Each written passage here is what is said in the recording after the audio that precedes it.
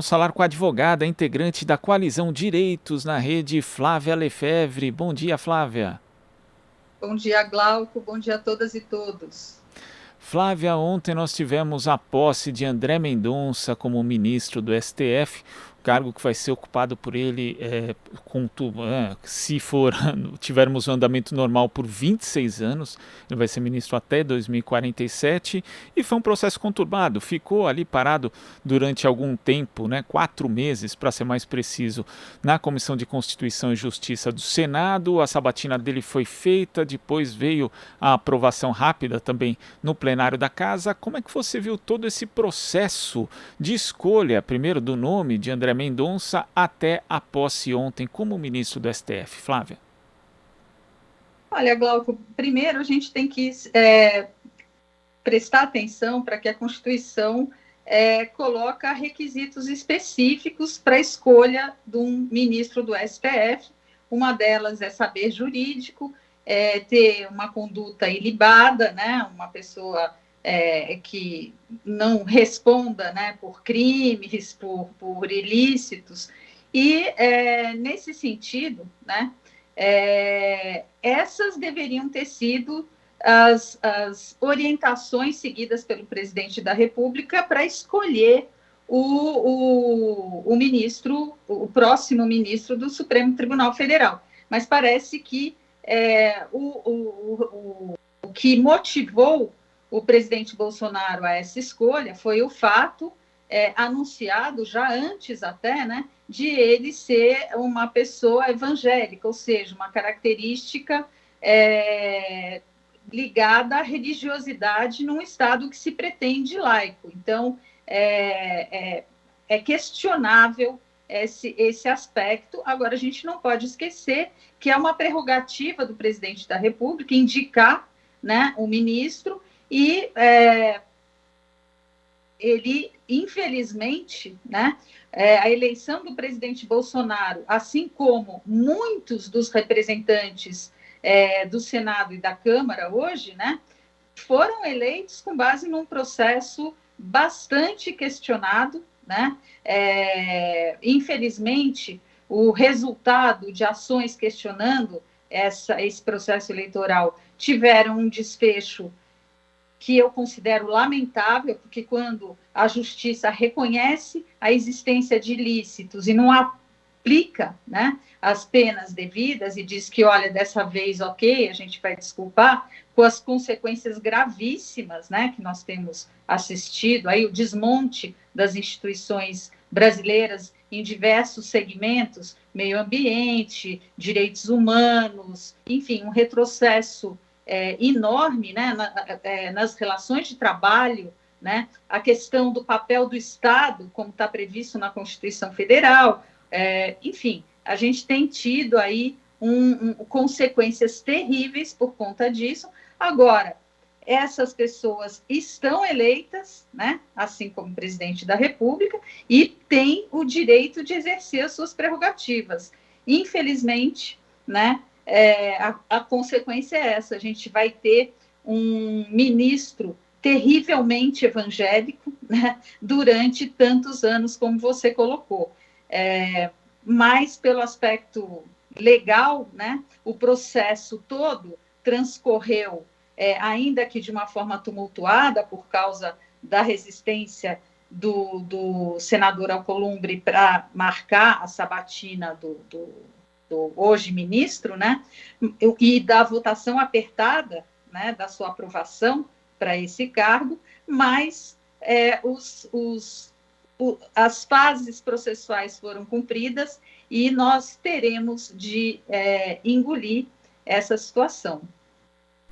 E essa questão, na verdade, a religião, a religiosidade de cada um seria algo pessoal, não deveria interferir na escolha desse ou daquele. Mas quem trouxe essa questão foi primeiro o próprio presidente da República, ao anunciar que queria nomear um ministro do STF terrivelmente evangélico, ou seja, colocando essa condição como sine qua non para esse tipo de indicação. Depois o próprio André Mendonça, que deu mostras seguidas da sua religiosidade de forma pública, e também as lideranças de algumas igrejas neopentecostais que assumiram publicamente, inclusive, o lobby em favor de André Mendonça. Então esse tipo de mistura, né, não foi algo que foi criado, Flávia, foi algo que foi determinado pelas próprias pessoas interessadas nessa nomeação? Exatamente, Glauco, existe, né? Se a gente for observar, né, alguns anos atrás aí na história, existe uma intenção clara, um projeto de poder claro de um setor dessas igrejas, né?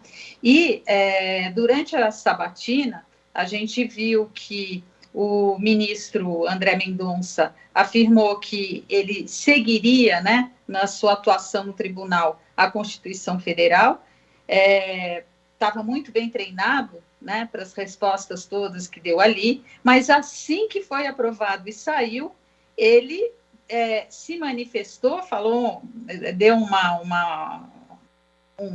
fez um relato, né, de que aquilo ali representaria um grande passo, né, para a religião dele, né? Então, está claro aí que existe um projeto de poder, a comemoração depois que também apareceu com a primeira-dama, né?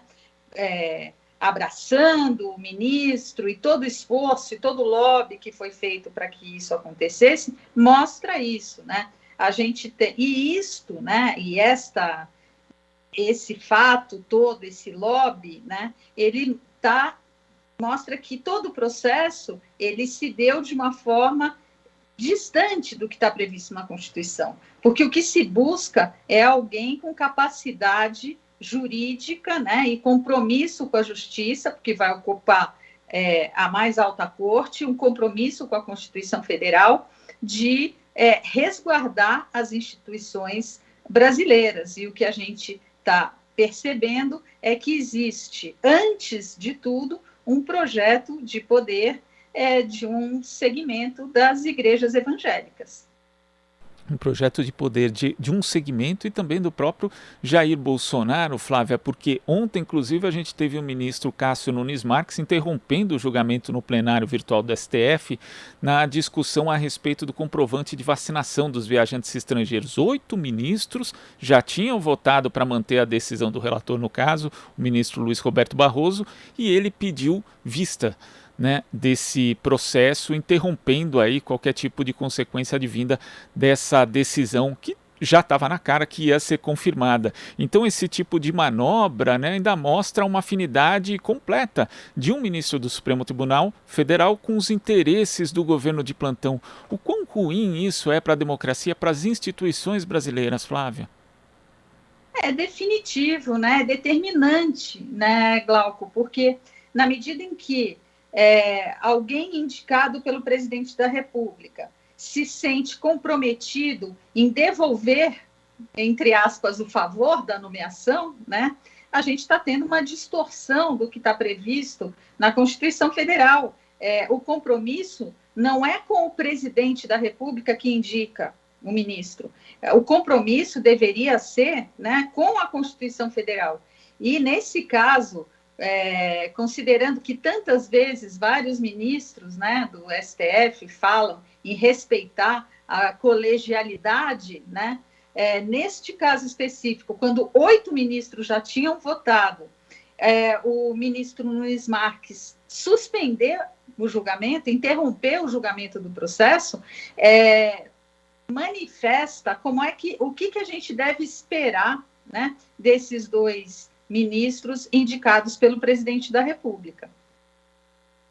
Agora, além disso, nós tivemos aí o presidente da República também fazendo uma declaração, né, durante um evento na Fiesp a respeito do IPHAN, no Instituto de Defesa do Patrimônio Histórico do Brasil, dizendo que tinha feito promovido demissões ali por conta de uma obra de um shopping das lojas Avan, né, de propriedade do empresário Luciano Hang, né, que muitas pessoas viram aí um ato de advocacia administrativa, ou seja, um crime, né, na prática de Jair Bolsonaro, mais um, né, daqueles indícios de diversos crimes que teriam sido cometidos pelo presidente. Como é que você vê esse episódio, Flávia, e também o fato dele admitir isso e ser aplaudido por empresários que estavam ali presentes?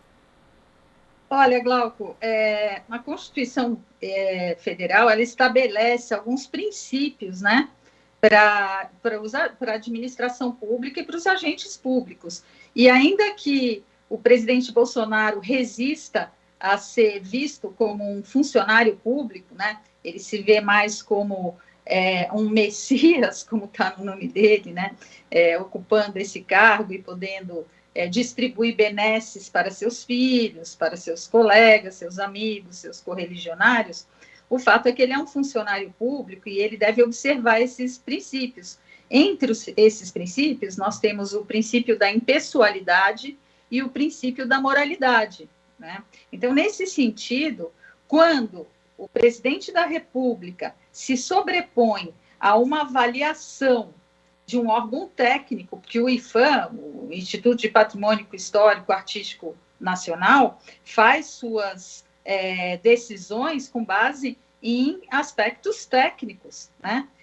Ele e o presidente, nessa manifestação na Fiesp, ele próprio já manifestou desconhecimento quando disse que nem sabia o que era o IPHAN, né? Eles nem sabiam o que era isso.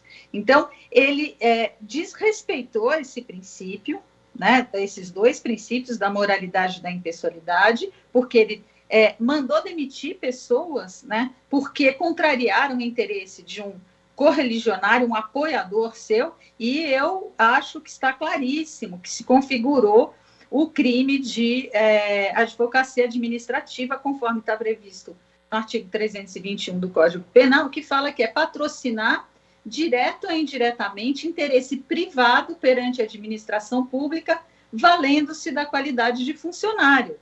E esse foi exatamente o que ele fez, né? Ele se valeu, se sobrepôs, né, à distribuição de funções administrativas, porque a administração pública ela funciona de acordo com atribuições feitas a cada funcionário, não é atribuição do presidente da República apreciar se uma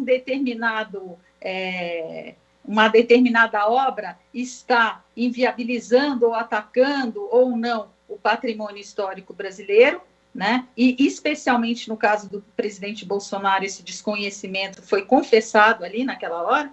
Portanto, para mim está claro que houve o cometimento desse crime e, infelizmente, apesar de a Constituição Federal prever consequências nos artigos 84 seguintes, né, de crimes de responsabilidade ou crimes comuns, né, praticados pelo presidente da República, mas, em todos os casos, né, ou crime de responsabilidade ou crime comum, a gente vai depender de posturas da Procuradoria-Geral da República, posturas do Supremo Tribunal Federal e, especialmente, né, aprovação de processos contra o presidente do Parlamento, né, do Congresso Nacional. E hoje nós temos, infelizmente, por conta do que eu já me referi aqui, uma configuração do Congresso extremamente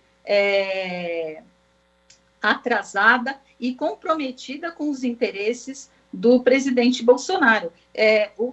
Vou dar aqui um exemplo, né? O PSL, que foi o partido pelo qual o presidente se elegeu, na legislatura anterior, tinha 8 deputados federais.